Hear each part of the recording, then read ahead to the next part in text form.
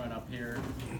Karen Cantor, Trayvon Blewett, and Sean O'Mara. And there's a microphone up front if you've got a question. Hey fellas, congrats.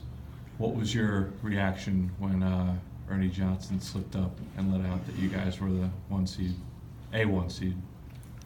Well, I mean, I honestly, the volume wasn't up high enough for me to hear it, so it wasn't spoiled enough for me. But then I think it was JP. He leaned back to me and said, "Did he just say first ever 1 seed?" And I'm like, I don't know. And then Coach Matt came back and was like, "Did he just say that?" And so like that's how I found out. But I mean, the reaction, I mean, it was a good feeling. I mean, just to be first in school history to be able to do so. It just credits to our hard work that we've been putting in all year. For Trey or Sean, because you guys were there, obviously we see all the time the NCAA tournament's about matchups. It's about, 2 years ago you were a number 2 seed and you had the loss to Wisconsin.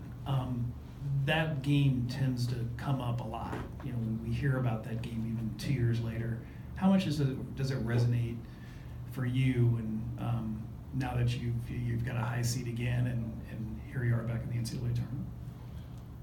Yeah, I don't know how much it resonates. I don't know if that'd be the word I use. I know it's something that we've talked about and we've learned from over the past 2 years. The experiences from that game, being we got 4 guys with Kaiser that were a part of that team. So we know kind of what it took throughout the season to get to that point, kind of what happened for us at the end there. But I don't think that this team really mirrors that team in any way. I think we're completely different. We've really separated ourselves as far as our regular season accomplishments go, and we're looking to continue that in the postseason. Trey, do you feel like this team is kind of a sum of its experiences over maybe your and Sean's tenure, just in the sense that you came face to face with kind of the mortality and the swift mortality of the tournament in that Wisconsin game, and then last year you had the great run and almost got to where you wanted to get to. Do you feel like this team is a sum of all that stuff? I do. I mean, when you have guys like you said, me and Sean, and then JP and Kaiser was a part of those teams. When you have us that go through that, it kind of makes March more meaningful for us. We didn't want to, just like we are now. We were doing just fine 2 years ago, and then it was short for us. So that kind of hurt us, and that was kind of our motivating factor. We wanted to get back and attack and finish. And last year we were just 1 step away from the Final Four. So I mean, just all the experiences that went into it just motivates us more. And the freshmen that come in, they do a good job of listening, and it's been really beneficial for us. This is for any of you guys. Did you guys watch the Big East Championship on Saturday on TV? We looked at the score at the end. I didn't watch it. Did you guys watch it? You looked at the score. No, I didn't watch it. Did you watch it? What can you guys do differently, taking lessons from just the exit there and the tight game and everything that happened in New York as you move forward to this next stage of the season? We had to learn from our mistakes. We had a big lead going in the second half. We're an old team, an experienced team. We just had to, not let them get in a run, and we have to take 1 game at a time. Sean, being a senior and all, this is your last go-around. How has this kind of last stand mentality impacted the way you've approached basketball this year? I mean, you're definitely, every year I think you have more of a drive to get to the goals that you want, especially because time is fleeting as far as college experience goes. I think this year more than anything is set in for us, and by us I mean all of our seniors here.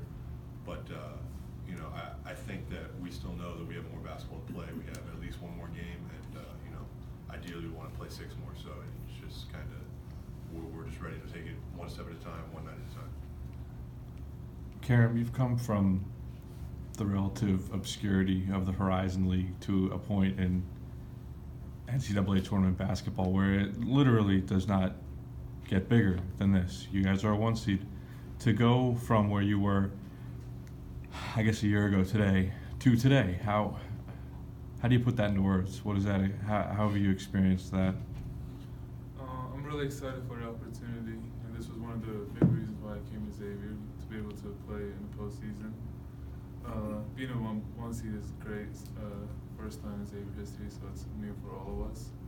And as a senior, we're gonna play as much basketball as we can. For any of you guys, you played in one of the toughest leagues, if not the toughest league in the country. You played one of the toughest schedules in the country. You also had a lot of success in a lot of close, tight games.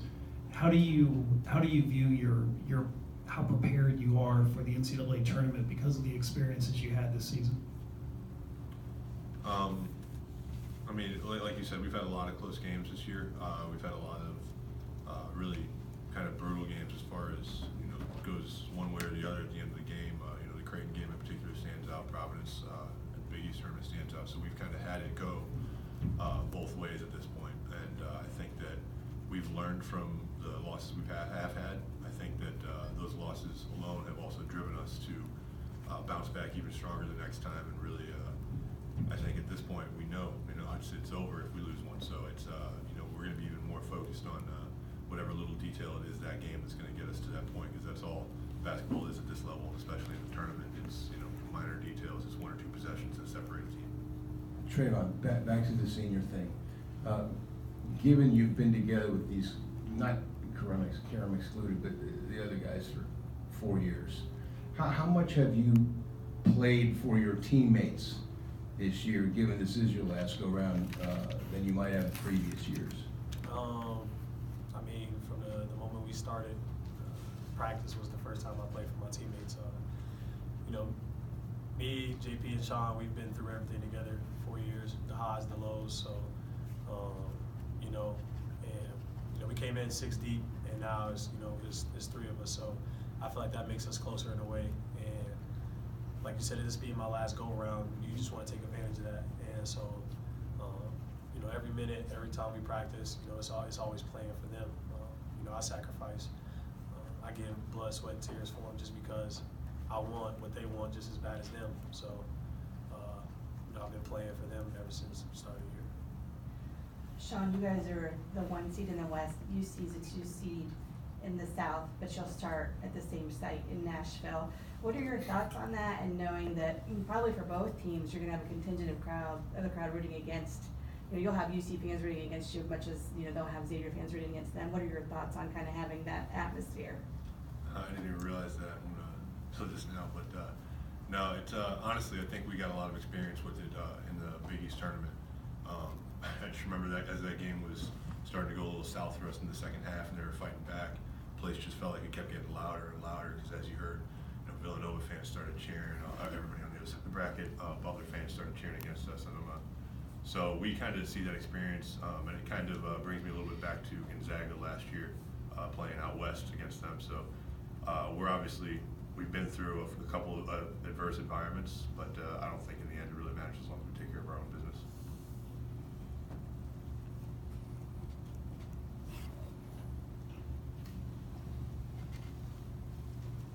Sean, what is it like to go through 4 years of your life with 2 other guys that you probably see more than your family? What has that whole experience been like, and what has it meant to you? Yeah, it's different. We all played AAU growing up, so we know what it's like to be around guys on the weekends. But then Monday hits and I got class with them and practice the next day. It's you go back to the dorm, you're living with them, so it's been a really cool experience, and you've also gotten to know some guys. I've lived with JP for 3 years now, so I've And you gotten to know survived him. that all right? I survived. Yeah. I'm excited to finally have my own place, maybe without him.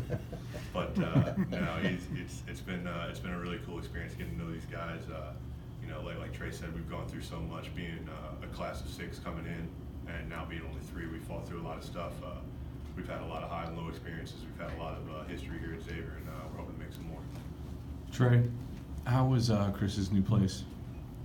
Oh, his house? Yeah. Oh, it's fantastic. Yeah, it's fantastic. I mean, I haven't seen a house like that in Cincy, let me say. But I like it. Got a pool table as well, big lounge. The basement is pretty much like the living room. It's a sight to see, I say. Nice man cave. Yeah, straight man cave. You can tell, like, he just goes. I can imagine him.